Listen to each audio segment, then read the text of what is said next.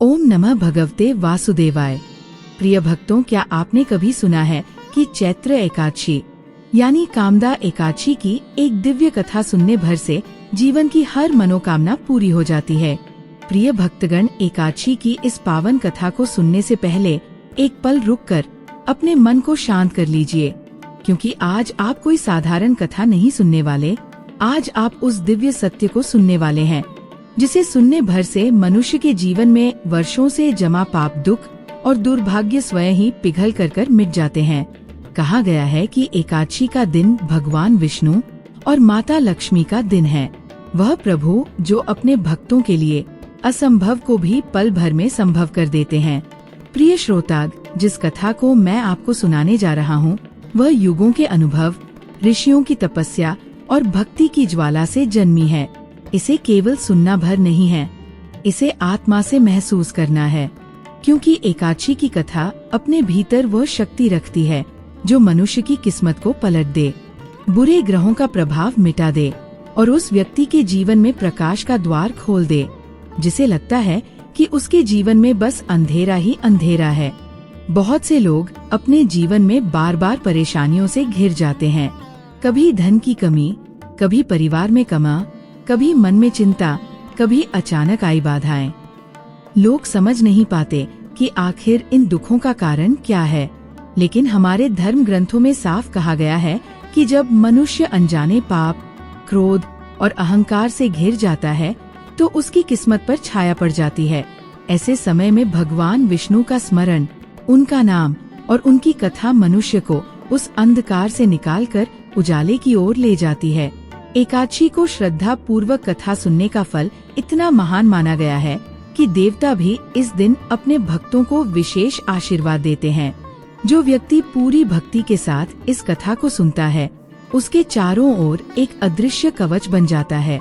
उसके घर में क्लेश शांत हो जाते हैं, मन का डर खत्म हो जाता है और उसकी बाधाएं ऐसे टूटती है जैसे तेज हवा में सूखे पत्ते उड़ जाते हैं। प्रिय श्रोताग, आज जब आप ये कथा सुन रहे हैं तो ये ना सोचिए कि आप मोबाइल पर वीडियो देख रहे हैं। समझिए कि आप एक आध्यात्मिक द्वार के सामने खड़े हैं। अगर आपका मन सच्चा है, आपकी भावना पवित्र है और आपका विश्वास मजबूत है, तो ये कथा आपके जीवन की दिशा बदल सकती है। इसलिए अपना मन खोल दीजिए, अपने संदेह और नकारात्मकता को बाहर छोड़ दीजिए और इस पावन कथा का प्रत्येक शब्द ऐसे सुनिए जैसे वो स्वयं श्री हरि का आशीर्वाद हो। लेकिन आगे बढ़ने से पहले एक अत्यंत महत्वपूर्ण बात बता दूं।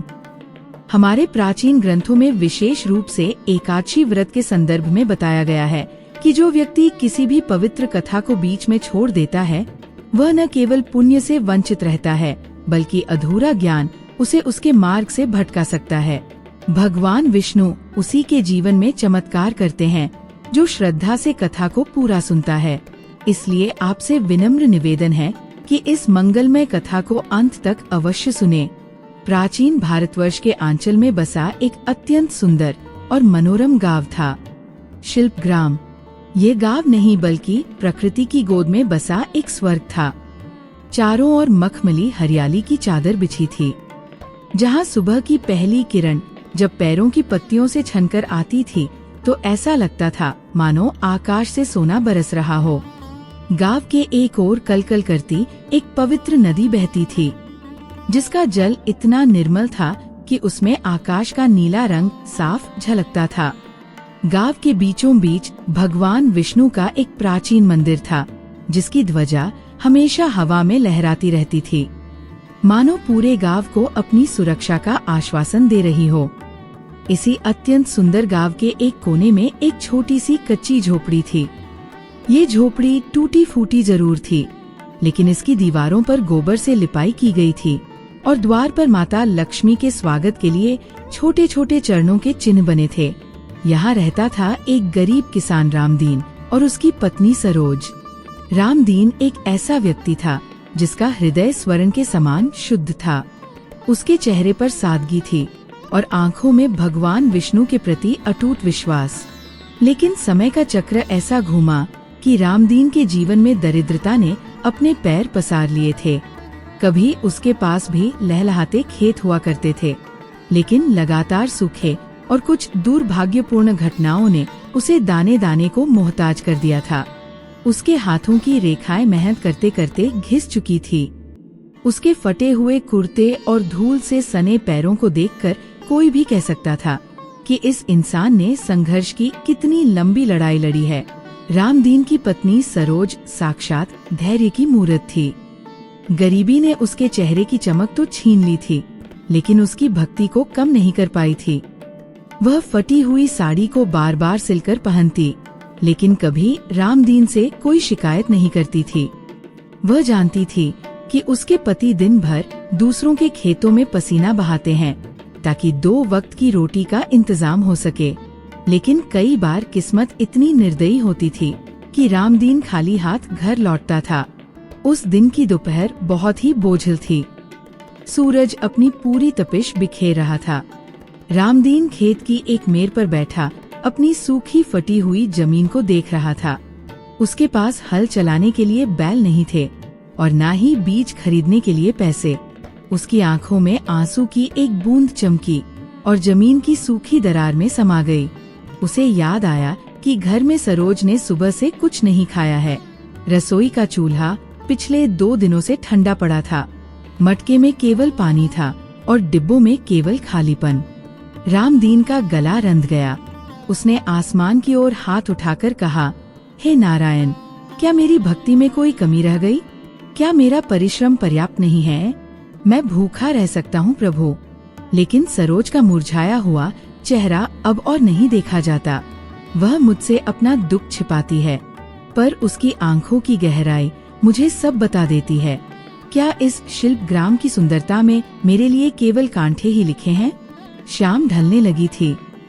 पक्षी अपने घोंसलों की ओर लौट रहे थे, लेकिन रामदीन के पैर घर की ओर उठ ही नहीं रहे थे। वह सोच रहा था कि आज फिर खाली हाथ जाकर अपनी पत्नी को क्या जवाब देगा। जब वो घर पहुंचा तो देखा कि सरोज आंगन में तुलसी के पौधे के सामने दिया जला रही थी। उसके चेहरे पर एक अजीब सी शांति थी, जबकि पेट भूख से जल रहा था। सरोज ने रामदीन को देखते ही एक फीकी सी मुस्कान दी और जल का लोटा लेकर आगे बढ़ी। रामदीन ने बिना कुछ बोले पानी पिया और एक कोने में बैठ गया। उसकी चुप्पी सरोज के कलेजे को चीर रही थी।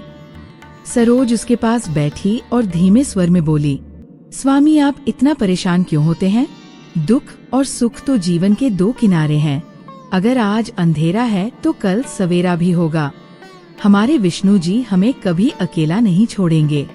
रामदीन ने भारी मन से कहा, सरोज, धीरज की भी एक सीमा होती है। आज गांव के साहूकार ने भी मदद करने से मना कर दिया। खेत सूख चुके हैं, शरीर अब साथ नहीं देता। मुझे अपनी चिंता नहीं है, पर तुम्हारी ये दशा देखकर मेरा हृदय फट जाता है। क्या हम जीवन भर इसी तरह गरीबी की आग में जलते रहेंगे?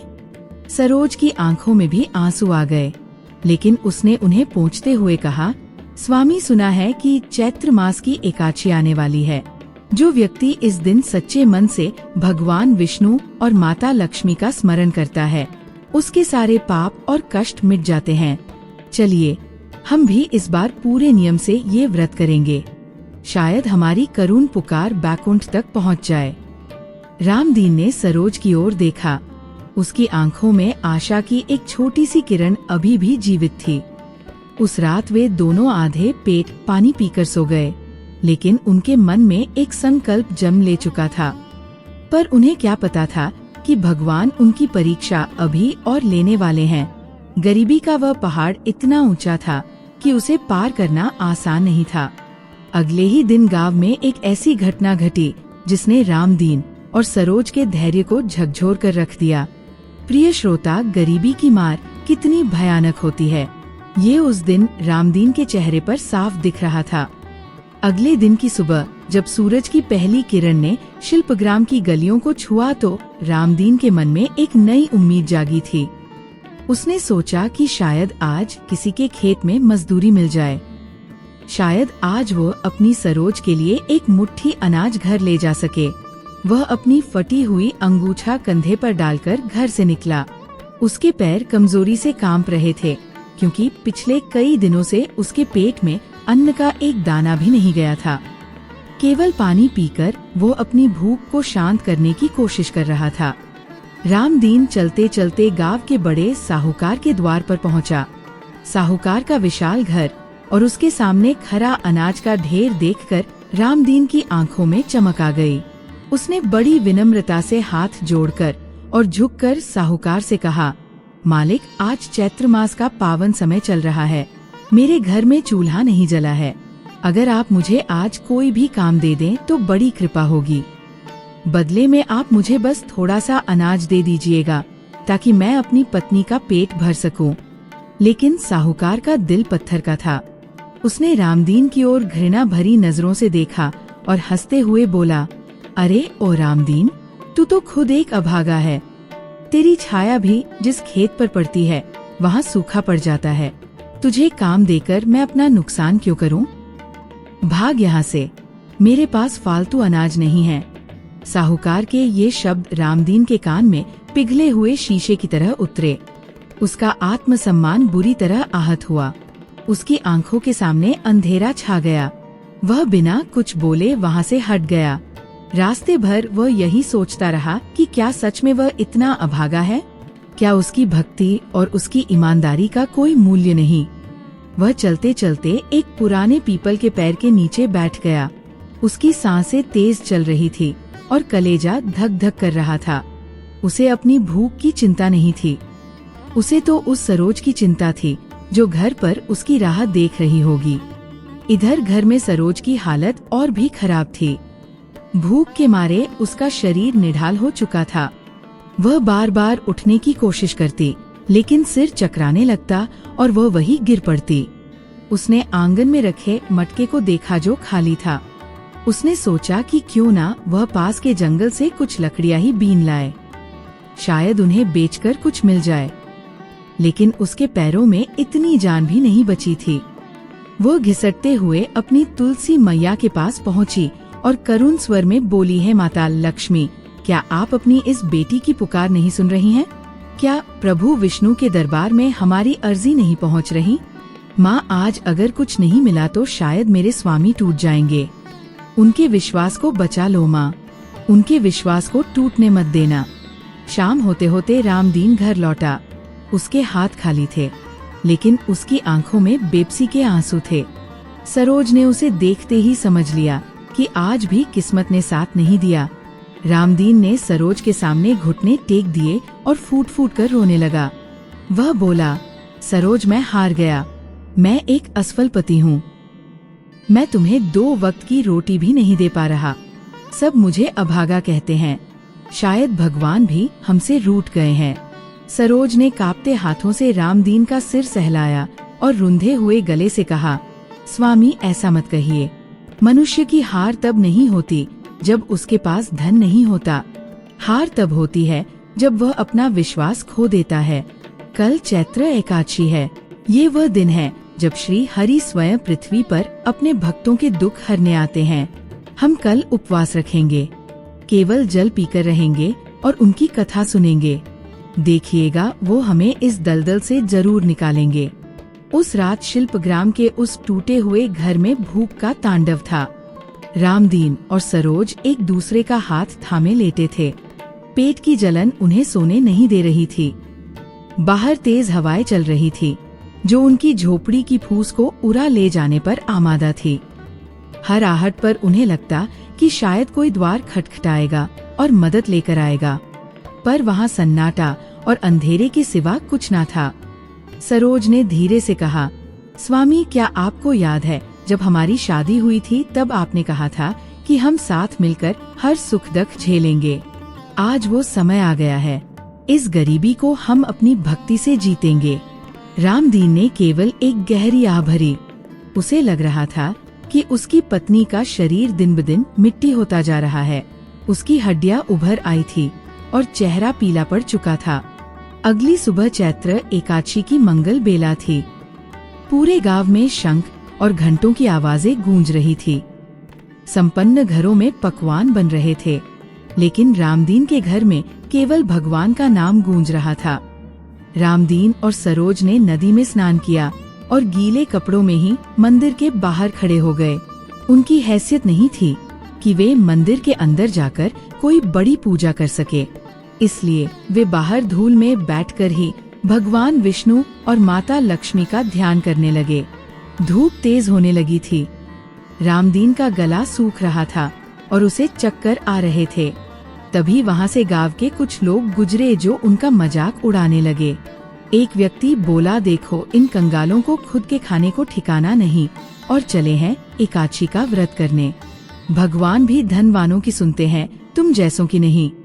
सरोज ने अपने कान बंद कर लिए और मन ही मन नारायण नारायण जपने लगी। लेकिन तभी रामदीन के सब्र का बांध टूट गया। वह कमजोरी और मानसिक पीड़ा के कारण मूर्छित होकर वही गिर पड़ा। सरोज चीख उठी, स्वामी स्वामी आंखें खोलिए। लेकिन रामदीन कोई जवाब नहीं दे रहा था। उसके होंठ सूखकर सफेद हो चुके थे। प्रिय श्रोताग, उस तपती धूप में मंदिर की चौखट पर पड़े रामदीन के निर्जीव शरीर को देखकर सरोज का कलेजा मुंह को आ गया। उसके पास रोने के लिए भी आंखों में पानी नहीं बचा था। वह चीखना चाहती थी, पर गला सूखकर कांटा हो गया था। उसने रामदीन का सिर अपनी गोद में रखा और पागलों की तरह उसके चेहरे को सहलाने लगी। मंदिर के ऊंचे शिखर पर फहराता ध्वज जैसे उसकी बेबसी का गवाह था। वहाँ खड़े लोग तमाशा देख रहे थे। किसी ने पानी तक के लिए हाथ नहीं बढ़ाया। लोग फुसफुसा रहे थे, देखो पाखंड की पराकाष्ठा। खुद का शरीर संभालने की शक्ति नहीं और चले थे बड़ा भक्त बनने। सरोज ने उन पत्थर दिल लोगों की ओर देखा और फिर मंदिर के गर्भगृह में विराजित भगवान विष्णु की प्रतिमा की ओर। उसकी आंखों में अब आंसू नहीं, एक ज्वाला थी। वह कांपते स्वर में बोली, है जगन्नाथ, क्या आपका न्याय यही है? क्या एक निर्धन की भक्ति इतनी तुच्छ है कि उसे आपके द्वार पर अपमानित होना पड़े? लोग आपकी मूर्ति को तो पूजते हैं, पर आपके बनाए इस जीवित मनुष्य को तड़पते देख मुंह फेर लेते हैं। प्रभु, यदि आज रामदीन को कुछ हुआ तो संसार से विश्वास उठ जाएगा कि आप दुखियों के स्वामी हैं। तभी मंदिर की सीढ़ियों से एक वृद्ध ब्राह्मण और उनकी पत्नी नीचे उतरते दिखाई दिए। उन दोनों के चेहरे पर एक अलौकिक तेज था। वृद्ध ब्राह्मण ने रेशमी पीताम्बर धारण किया था और उनकी पत्नी ने लाल रंग की सुंदर साड़ी जो साक्षात लक्ष्मी स्वरूपा लग रही थी। वे दोनों धीरे धीरे सरोज के पास आए। उस वृद्ध महिला ने सरोज के सिर पर हाथ रखा। वह स्पर्श इतना शीतल था कि सरोज की सारी थकान जैसे पल भर में मिट गई। वृद्ध ब्राह्मण ने अपने कमंडल से थोड़ा सा जल निकाला और रामदीन के मुख पर छिड़का। जैसे ही वह जल रामदीन के होठों को छुआ, उसके शरीर में एक बिजली सी दौड़ गई। रामदीन ने धीरे से अपनी आंखें खोली। उसे ऐसा लगा मानो वह किसी गहरी और ठंडी नींद से जागा हो। सामने उन दिव्य स्वरूप वाले ब्राह्मण को देखकर वो हरभराकर उठने लगा, पर कमजोरी के कारण फिर बैठ गया।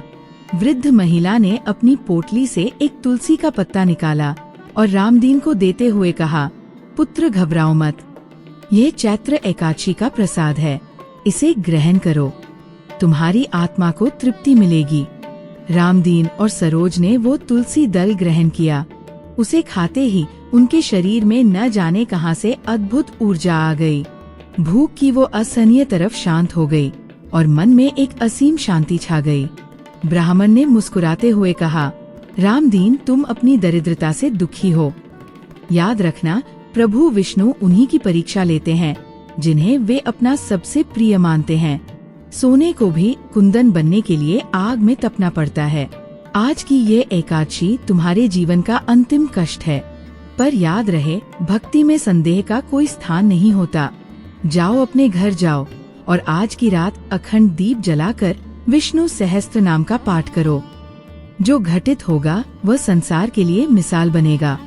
सरोज ने उन दोनों के चरण स्पर्श करने के लिए हाथ बढ़ाया, लेकिन जैसे ही वह झुकी वो वृद्ध जोरा वहाँ से ओझल हो गया। वहाँ केवल हवा में चंदन और तुलसी की भी खुशबू शेष थी। रामदीन और सरोज अचंभित रह गए। उन्हें समझ आ गया कि वे कोई साधारण मनुष्य नहीं थे। स्वयं लक्ष्मी नारायण उन्हें सांत्वना देने आए थे। शिल्प ग्राम की गलियों से गुजरते हुए अब रामदीन के कदम लरखरा नहीं रहे थे। वह दृढ़ संकल्प के साथ अपनी कुटिया की ओर बढ़ रहा था। रास्ते में वही लोग जो उसका मजाक उड़ा रहे थे, अब उसके चेहरे के तेज को देखकर बगले झांकने लगे। घर पहुंचकर रामदीन ने देखा कि उसकी टूटी फूटी झोपड़ी में एक अद्भुत शांति व्याप्त थी। सूरज ढल चुका था और चैत्र एकादशी की रात शुरू हो गई थी। सरोज ने घर के कोने कोने को बुहारा। उसने मिट्टी का एक दिया लिया जिसमें केवल 2 बूंद तेल बचा था। उसने भगवान विष्णु से प्रार्थना की, प्रभु मेरे पास आपको अर्पण करने के लिए कुछ नहीं है, बस ये अटूट विश्वास की बात है, इसे बुझने मत देना। रात गहराती गई। रामदीन ने फटी हुई दरी पर बैठकर भगवान विष्णु का ध्यान शुरू किया। उसके पास ना तो धूप थी, ना अगरबत्ती, ना फूल और ना ही नैवेद्य। उसने अपने मन के भावों को ही पुष्प बनाया और अपनी आंखों की नमी को ही अर्घ्य। वह जपने लगा, एम नमो भगवते वासुदेवाय। आधी रात का समय था, चारों ओर सन्नाटा था। अचानक रामदीन को अपनी कुटिया के भीतर एक दिव्य प्रकाश दिखाई दिया। वह प्रकाश इतना तीव्र था कि उसकी आंखें चुंधिया गई। उसने देखा कि उसकी पत्नी सरोज जो पास ही बैठी माला जप रही थी, वह भी उस प्रकाश में नहाई हुई थी। तभी एक चमत्कार हुआ। उनकी कुटिया की फूस की छत धीरे धीरे चांदी की तरह चमकने लगी। गोबर से लिपी दीवारें संगमरमर की तरह श्वेत और शीतल होने लगी। रामदीन डर के मारे थर थर कांपने लगा। उसे लगा कि शायद वह कोई सपना देख रहा है। उसने सरोज का हाथ पकड़ा। सरोज की भी यही हालत थी। वे दोनों देख रहे थे कि उनके घर के खाली बर्तन, जिनमें केवल हवा भरी थी, अब सोने और चांदी के सिक्कों से अपने आप भरते जा रहे थे। सूखी हुई अन्न की कोठरी में अचानक सुगंधित चावल और गेहूं के ढेर लग गए। परंतु रामदीन और सरोज का मन उन धन दौलत की ओर नहीं गया। वे तो बस उस प्रकाश के स्रोत को ढूंढ रहे थे। तभी कुटिया के मध्य में उन्हें वही वृद्ध ब्राह्मण और उनकी पत्नी दिखाई दिए, जो अब अपने असली चतुर्भुज विष्णु और महालक्ष्मी के स्वरूप में थे। भगवान विष्णु के हाथों में शंख, चक्र, गदा और पद्म थे और माता लक्ष्मी के हाथों से धन की वर्षा हो रही थी। भगवान विष्णु की गंभीर और मधुर वाणी गूंजी, रामदीन सरोज, तुम्हारी अटूट श्रद्धा ने आज बैकुंठ के द्वार खोल दिए हैं। तुमने अपनी भूख की चिंता नहीं की, तुमने संसार के उपहास की चिंता नहीं की, तुमने केवल मेरी भक्ति को ही अपना सर्वस्व माना। जो भक्त एकादशी के दिन अपनी इंद्रियों पर विजय पा लेता है, मैं उसका ऋणी हो जाता हूँ। प्रिय श्रोताग, उस दिव्य प्रकाश की चकाचौंध में रामदीन और सरोज अपनी सुध बुध खो बैठे थे। उनकी आंखों से अविरल अश्रुधारा बह रही थी। ये आंसू दुख के नहीं थे, ये तो उस परमानंद के थे जिसे पाने के लिए आर्षि मुनि युगों युगों तक तपस्या करते हैं। सामने साक्षात नारायण खड़े थे, जिनके मस्तक पर कौस्तुभ मणि चमक रही थी और जिनके गले में वैजयंती माला अपनी सुगंध बिखेर रही थी। उनके साथ साक्षात महालक्ष्मी विराजमान थी, जिनके मंद मुस्कान मात्र से ब्रह्मांड का सारा ऐश्वर्य फीका लग रहा था। रामदीन ने कांपते हुए स्वर में कहा है, नाथ हे दीनाना, मुझ अधम के घर में आपके चरण प्रभु, मैं तो धूल के समान हूँ। मेरे पास ना तो बैठने के लिए आसन है और ना ही आपके पूजन के लिए सामग्री। मैंने तो बस अपनी भूख और अपनी बेबसी आपको सौंपी थी। क्या मेरी वह तुच्छ पुकार बैकुंठ के सिंहासन तक पहुँच गई? भगवान विष्णु ने अपना अभय हस्त उठाया और उनकी मधुर वाणी गूंजी, रामदीन भक्त के पास क्या है ये मैं नहीं देखता, मैं तो केवल ये देखता हूँ कि उसने मुझे किस भाव से पुकारा है। तुमने और सरोज ने इस चैत्र एकादशी के व्रत में अपने प्राणों की बाजी लगा दी। तुमने अपमान सहा, तिरस्कार सहा, लेकिन मुझ पर अपना विश्वास नहीं खोया। जो भक्त अभाव में भी मेरा साथ नहीं छोड़ता, मैं उसका हाथ थामने के लिए स्वयं नंगे पांव द्वार कराता हूँ। माता लक्ष्मी ने स्नेहपूर्ण नजरों से सरोज की ओर देखा और बोली, पुत्री सरोज, तुम्हारी धीरज और तुम्हारी साधना आज सफल हुई है। एक स्त्री जब अपने धर्म पर अडिग रहती है तो वह पूरे परिवार के भाग्य को बदल देती है। तुम्हारी फटी हुई साड़ी के हर छेद से तुम्हारी भक्ति की किरणें बाहर आ रही थी। आज से तुम्हारी दरिद्रता का अंत होता है। यह कुटिया अब केवल ईंट पत्थरों का घर नहीं बल्कि मेरा स्थायी निवास होगी। देखते ही देखते वो टूटी फूटी झोपड़ी एक भव्य महल में परिवर्तित होने लगी। मिट्टी का फर्श कीमती पत्थरों में बदल गया। फटी हुई दरी की जगह मखमली बिस्तरों ने ले ली। लेकिन सबसे बड़ा चमत्कार तो रामदीन और सरोज के भीतर हुआ। उनके शरीर की कमजोरी जो भूख और थकान से थी, वह पल भर में गायब हो गई। उनका चेहरा दिव्य तेज से चमकने लगा। रामदीन के फटे हुए कुर्ते की जगह रेशमी वस्त्र आ गए और सरोज का रूप किसी राजमहिषी के समान दैवीय हो गया। रामदीन ने हाथ जोड़कर कहा, प्रभु, ये धन दौलत और ये वैभव तो क्षण भंगुर है। मुझे ये सब नहीं चाहिए। मुझे तो बस आपके चरणों की धूल चाहिए। मुझे ऐसा वरदान दे कि मेरी बुद्धि कभी आपसे विमुख ना हो। मैं सुख में आपको भूल ना जाऊं और दुख में आपसे विमुख ना हो। प्रभु विष्णु मंद मंद मुस्कुराए और बोले, रामदीन, यही तो एक सच्चे भक्त की पहचान है। जो मांगता नहीं उसे मैं सब कुछ दे देता हूँ। ये ऐश्वर्य तुम्हें इसलिए दिया गया है ताकि तुम शिल्पग्राम के अन्य दीन दुखियों की सेवा कर सको। याद रखना, दान ही धर्म की जड़ है। तुमने गरीबी देखी है, इसलिए अब तुम गरीबों का दर्द बेहतर समझ सकोगे। इस चैत्र एकादशी की कथा को तुम जन जन तक पहुँचाओगे। माता लक्ष्मी ने अपने कर कमलों से एक सोने का कलश रामदीन को सौंपा और कहा, इसमें से निकलने वाला अन्न और धन कभी समाप्त नहीं होगा। जितना तुम इसे बांटोगे उतना ही ये बढ़ता जाएगा। इतना कहकर वह दिव्य प्रकाश धीरे धीरे सिमटने लगा। भगवान विष्णु और माता लक्ष्मी अंतर्ध्य हो गए, लेकिन उनकी उपस्थिति की सुगंध और वो अलौकिक शांति अभी भी उस महल जैसे घर में बसी हुई थी। रात ढलने को थी। सुबह की पहली किरण जब शिल्पग्राम की धरती पर पड़ी तो पूरा गांव दंग रह गया। जहां कल तक एक टूटी झोपड़ी थी, वहां आज एक स्वर्ण जैसा चमकता हुआ महल खड़ा था। महल के द्वार पर सुंदर नक्काशी थी और चारों ओर सुगंधित फूलों के बगीचे लहलहा रहे थे। गांव वाले अपनी आंखों पर विश्वास नहीं कर पा रहे थे। वही साहूकार जिसने रामदीन को दुत्कार कर भगाया था, सबसे पहले वहां पहुंचा। उसकी आंखें फटी की फटी रह गई थी। उसने देखा कि रामदीन और सरोज अत्यंत सुंदर और तेजस्वी वेशभूषा में द्वार पर खड़े होकर सबको प्रणाम कर रहे थे। रामदीन के चेहरे पर ना तो घमंड था और ना ही पुरानी बातों का कोई रोष। उसके स्वभाव में वही पुरानी विनम्रता और सादगी थी। साहूकार ने थरथराते स्वर में पूछा, रामदीन, ये सब क्या है? क्या तुमने कोई जादुई खजाना ढूंढ लिया या किसी अघोरी ने तुम्हें ये सब दे दिया? रामदीन ने मुस्कुराते हुए कहा, साहूकार जी, ये किसी जादू का कमाल नहीं। ये तो चैत्र एकादशी के व्रत और श्री हरि की असीम कृपा का फल है।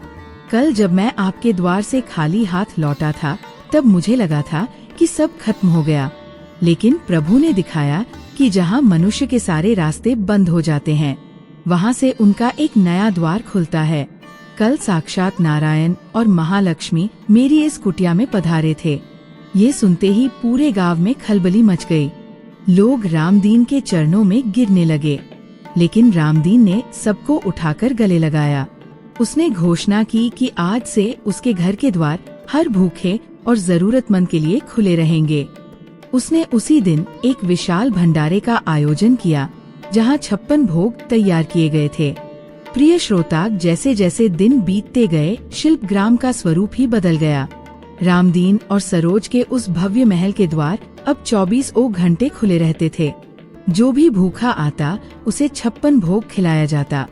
जो भी निर्धन आता उसे वस्त्र और स्वर्ण मुद्राएं दी जाती। रामदीन स्वयं अपने हाथों से लोगों को भोजन परोसता था।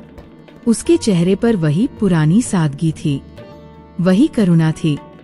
वो अक्सर कहता, ये सब मेरा नहीं है, ये तो लक्ष्मी नारायण की अमानत है। मैं तो बस एक पहरेदार हूँ। लेकिन प्रिय श्रोताग, ये संसार बड़ा विचित्र है। यहाँ जब कोई दुखी होता है तो लोग सहानुभूति दिखाते हैं, पर जब वही व्यक्ति ईश्वर की कृपा से सुखी हो जाता है तो वही लोग ईर्ष्या की अग्नि में जलने लगते हैं। शिल्पग्राम का वो धूर्त साहूकार जो कभी रामदीन को दुत्कारता था, अब रात भर सो नहीं पाता था। उसे रामदीन का वैभव अपनी आंखों में चुभने लगा था। उसने अपने कुछ चापलूस साथियों के साथ मिलकर एक कुटिल योजना बनाई। साहूकार ने फुसफुसाते हुए अपने साथियों से कहा, तुमने देखा वो कंगाल रामदीन आज राजाओं की तरह रह रहा है। मुझे यकीन है कि इसने कोई पूजा पाठ नहीं किया, बल्कि इसे कहीं से जमीन में गिरा हुआ राजकीय खजाना मिला है, जिसे इसने राजा को नहीं बताया, या फिर इसने किसी अघोरी से मिलकर कोई तांत्रिक विद्या सीखी है। अगर ये ऐसे ही बांटता रहा तो हमारी साख खत्म हो जाएगी। लोग कर्ज लेने मेरे पास नहीं उसके पास जाएंगे। साहूकार की इस ईर्ष्या ने षड्यंत्र का रूप ले लिया। उसने गुप्त रूप से राज्य के महाराज को संदेश भिजवाया कि शिल्पग्राम के एक साधारण किसान ने राज्य का खजाना चुरा लिया है और वह अपनी जादुई शक्तियों से लोगों को भ्रमित कर रहा है। महाराज न्यायप्रिय तो थे, पर वे भी ये सुनकर अचंभित रह गए कि एक ही रात में कोई इतना धनवान कैसे हो सकता है। उन्होंने तुरंत अपने सैनिकों को आदेश दिया कि रामदीन को बंदी बनाकर राज दरबार में पेश किया जाए। एक सुबह जब रामदीन और सरोज तुलसी माता की पूजा कर रहे थे, तभी घोड़ों की टापों की आवाज सुनाई दी। महाराज के सैनिक महल के द्वार पर आ खड़े हुए। सेनापति ने चिल्लाकर कहा, रामदीन, तुम पर राज्य का खजाना छुपाने और जादू टोने का आरोप है। महाराज ने तुम्हें तुरंत दरबार में हाजिर होने का हुक्म दिया है। पूरे गांव में सन्नाटा पसर गया। सरोज का चेहरा डर से पीला पड़ गया। उसने रामदीन का हाथ पकड़ लिया और कांपते स्वर में बोली, स्वामी, ये क्या अनर्थ हो रहा है? प्रभु ने हमें सुख दिया तो संसार ने हमारे पीछे कांटे बिछा दिए। अब हमारा क्या होगा? रामदीन ने शांत भाव से सरोज की आंखों में देखा और कहा, सरोज, डरो मत। जिसने हमें शून्य से शिखर तक पहुंचाया है, वही हमारी रक्षा भी करेगा। प्रभु की इच्छा के बिना एक पत्ता भी नहीं हिलता। यदि वे हमें राज दरबार ले जाना चाहते हैं, तो इसमें भी उनकी कोई लीला होगी। तुम बस नारायण का नाम जपती रहना। रामदीन को जंजीरों में जकड़ लिया गया। वही रामदीन जो कल तक सबको अन्न बांट रहा था, आज एक अपराधी की तरह सैनिकों के बीच चल रहा था। रास्ते भर लोग तमाशा देखते रहे। कुछ लोग दुखी थे तो कुछ मन ही मन खुश हो रहे थे कि लो आ गया ऊंट पहाड़ के नीचे। राज दरबार में महाराज सिंहासन पर बैठे थे। चारों ओर दरबारी और नगर के बड़े बड़े लोग उपस्थित थे।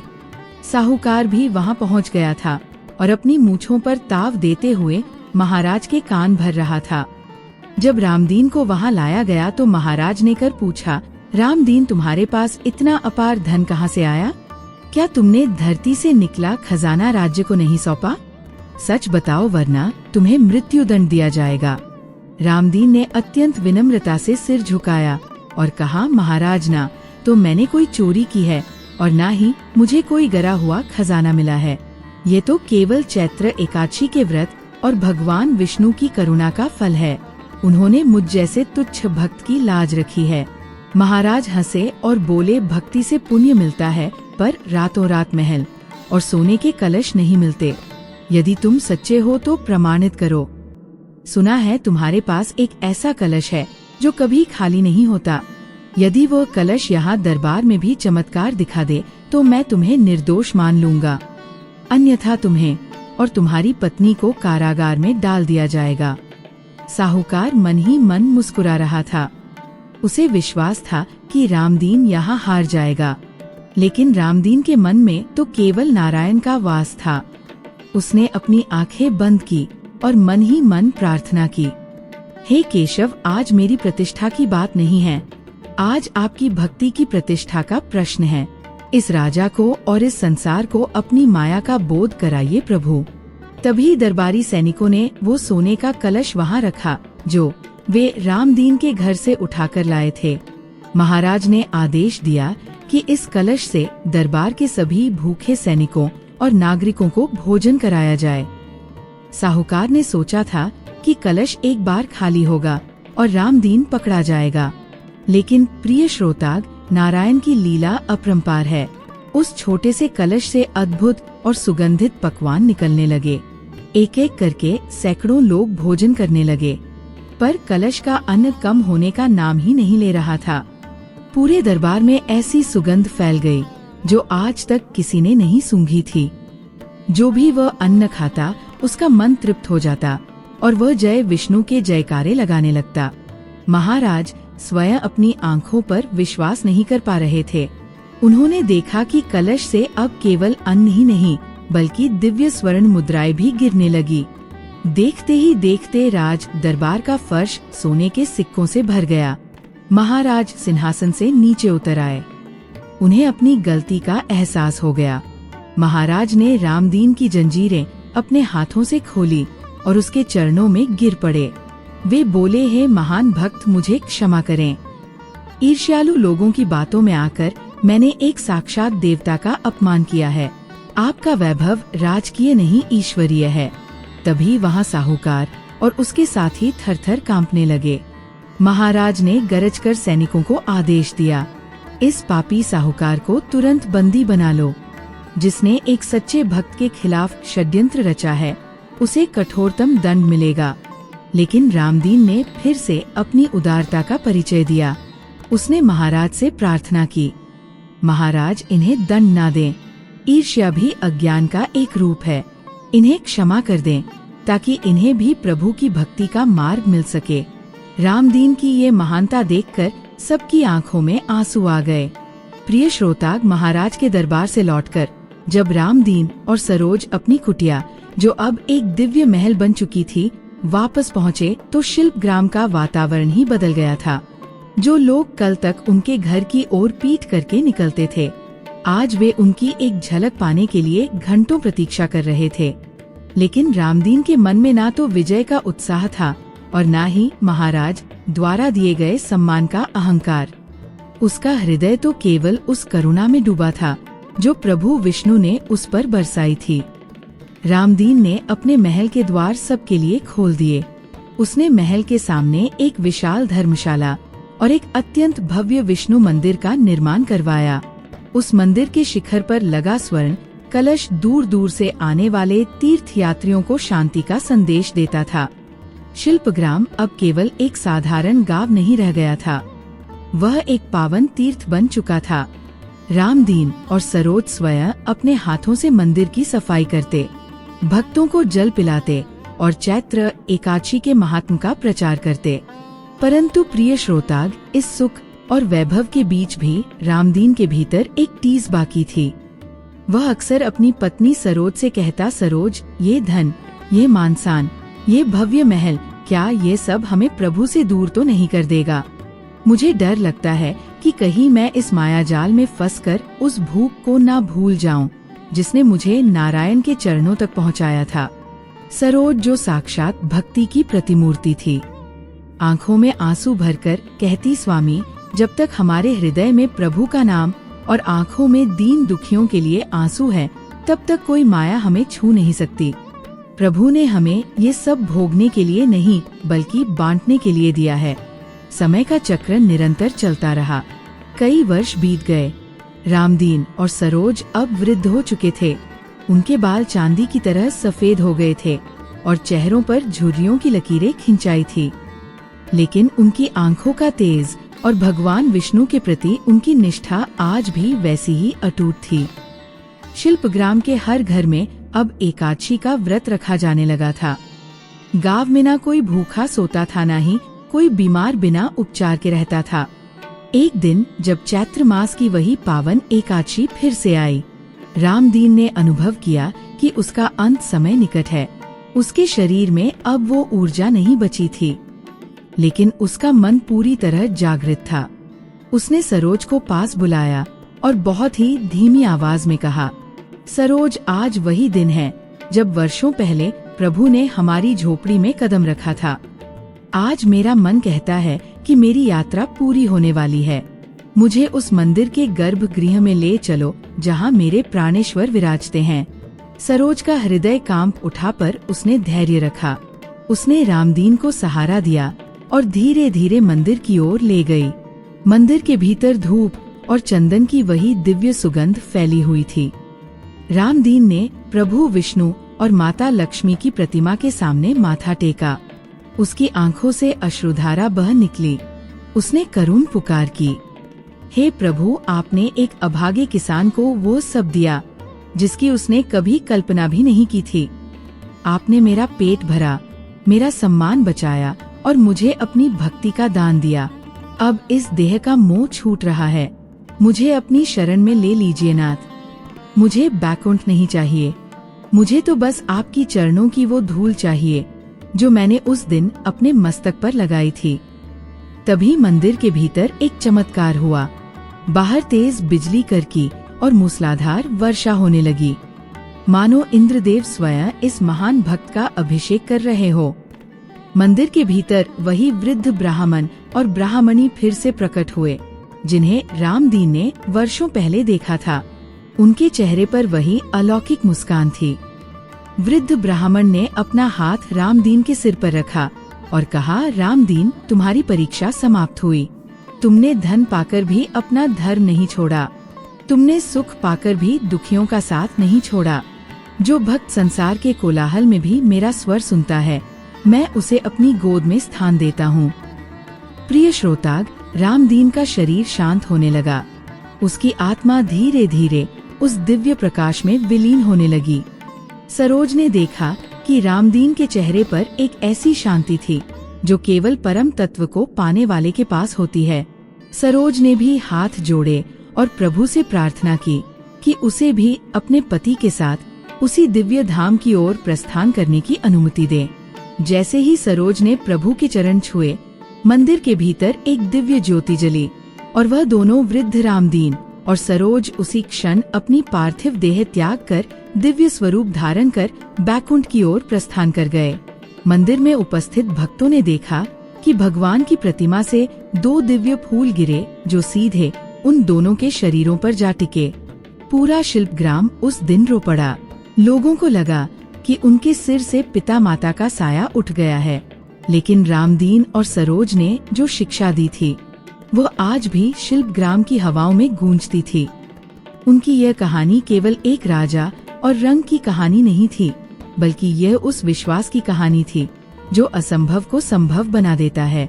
प्रिय श्रोताग, रामदीन और सरोज के बैकुंठ प्रस्थान के बाद शिल्पग्राम में एक ऐसा सन्नाटा छा गया जो उदासी का नहीं बल्कि एक गहरी शांति और श्रद्धा का था।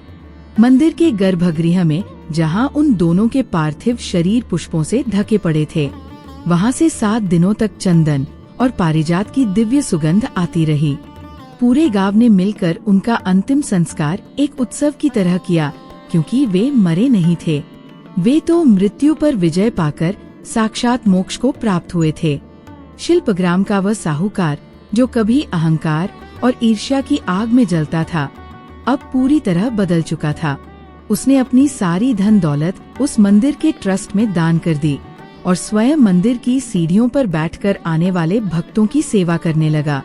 वह अक्सर रोते हुए कहता था, मैंने रामदीन में केवल दरिद्रता देखी थी, पर उसने मुझे दिखा दिया कि असली अमीरी तो हृदय की भक्ति में होती है। वो साहूकार अब हर चैत्र एकादशी पर निर्धनों के चरण पखारता और उन्हें अन्न दान करता, मानो वह रामदीन के ऋण को उतारने की कोशिश कर रहा हो। प्रिय श्रोताग, रामदीन और सरोज की ये कथा केवल एक प्राचीन कहानी नहीं है, बल्कि ये आपके और मेरे जीवन का एक दर्पण है। आज के इस आधुनिक युग में जब हम भागदौड़ भरी जिंदगी में फंसे हुए हैं, हम अक्सर रामदीन की तरह टूट जाते हैं। कभी हमें लगता है कि हमारी मेहनत का फल नहीं मिल रहा, कभी कर्ज का बोझ हमें दबा देता है, तो कभी परिवार की चिंताएं हमें चैन से सोने नहीं देती। ऐसे समय में हमें याद रखना चाहिए कि रामदीन के पास भी कुछ नहीं था, ना भोजन, ना वस्त्र, ना सम्मान। उसके पास केवल एक चीज थी, अटूट विश्वास। भगवान विष्णु और माता लक्ष्मी का ये पावन व्रत चैत्र एकादशी हमें यही सिखाता है कि जब हम अपनी इंद्रियों को वश में करते हैं और अपनी सारी चिंताएं नारायण के चरणों में सौंप देते हैं, तो वो अक्षय पात्र हमारे जीवन में भी प्रकट होता है। वह अक्षय पात्र कोई सोने का बर्तन नहीं है, वह तो भगवान की वह कृपा है जो कभी समाप्त नहीं होती। इस कथा को सुनने मात्र से आपके भीतर की नकारात्मकता, ईर्ष्या और भय का नाश होता है। जरा सोचिए, क्या आपके जीवन में भी कोई ऐसा साहूकार है जो आपको नीचा दिखाता है? क्या आपके जीवन में भी कोई ऐसी दरिद्रता है जो आपको डराती है? यदि हाँ, तो इस चैत्र एकादशी की कथा को अपने हृदय में उतार लीजिए। भगवान विष्णु किसी वैभव के भूखे नहीं हैं। उन्हें तो केवल आपके भाव चाहिए। रामदीन ने महल मिलने के बाद भी अपनी सादगी नहीं छोड़ी। यही उसकी सबसे बड़ी जीत थी। हमें भी सुख मिलने पर अहंकार से बचना चाहिए और दुख मिलने पर धैर्य नहीं खोना चाहिए। प्रिय श्रोताग, इस कथा का प्रत्येक प्रसंग, चाहे वह रामदीन का मूर्छित होना हो या भगवान का ब्राह्मण वेश में आना या फिर राज दरबार में कलश का चमत्कार, ये सब हमें ये बोध कराते हैं कि ईश्वर हमारे बहुत करीब है। वे हमारी हर आस सुनते हैं, हमारी हर प्रार्थना को स्वीकार करते हैं। बस शर्त इतनी है कि हमारा मन सरोज की तरह पवित्र और रामदीन की तरह अडिग होना चाहिए। आज जब आप ये कथा सुन रहे हैं तो महसूस कीजिए कि श्री हरि का अभय हस्त आपके सिर पर है। आपकी जो भी मनोकामना है, जो भी दुख है, उसे इसी क्षण भगवान को समर्पित कर दीजिए। विश्वास रखिए कि जैसे शिल्प ग्राम की वह टूटी झोपड़ी एक दिव्य महल में बदल गई, वैसे ही आपके जीवन का अंधकार भी प्रकाश में बदल जाएगा। चैत्र एकादशी की यह महिमा युगों युगों तक भक्तों को राह दिखाती रहेगी। प्रिय श्रोताग, ये पावन कथा पूर्णता की ओर है। इस दिव्य संदेश को केवल अपने तक सीमित न रखें। जो ज्ञान आत्मा को शुद्ध करता है, जो व्रत पापों को मिटाता है, वह दूसरों तक अवश्य पहुंचना चाहिए। यदि आप सच्चे सनातनी हैं और भगवान विष्णु के प्रति आपकी अटूट आस्था है, तो यह आपका धर्म बनता है कि इस पावन कथा को अधिक से अधिक लोगों के साथ साझा करें। हो सकता है कि आपके साझा करने से किसी निराश व्यक्ति को जीने की नई राह मिल जाए, किसी टूटते हुए परिवार को सहारा मिल जाए या किसी भक्त की सोई हुई किस्मत जाग जाए। इसलिए इस वीडियो को लाइक करें और अपने मित्रों व परिवार के साथ इसे अवश्य साझा करें। कमेंट बॉक्स में ओम नमो भगवते वासुदेवाय या जय श्री हरि जरूर लिखें, ताकि प्रभु की यह कृपा आपके जीवन में सदैव बनी रहे और आपके हृदय की हर पुकार उन तक पहुँचे। हमारे चैनल को सब्सक्राइब करना ना भूलें, ताकि चैत्र एकादशी, देवशनी एकादशी और धर्म कर्म से जुड़ी ऐसी ही दिव्य और मार्मिक कथाएं जो आपके जीवन को नई दिशा दे सके, आपको निरंतर मिलती रहे। भगवान विष्णु और माता लक्ष्मी आपके घर में सुख, शांति और अखंड ऐश्वर्य का वास करें। आपके जीवन से दरिद्रता का नाश हो और भक्ति का उदय हो।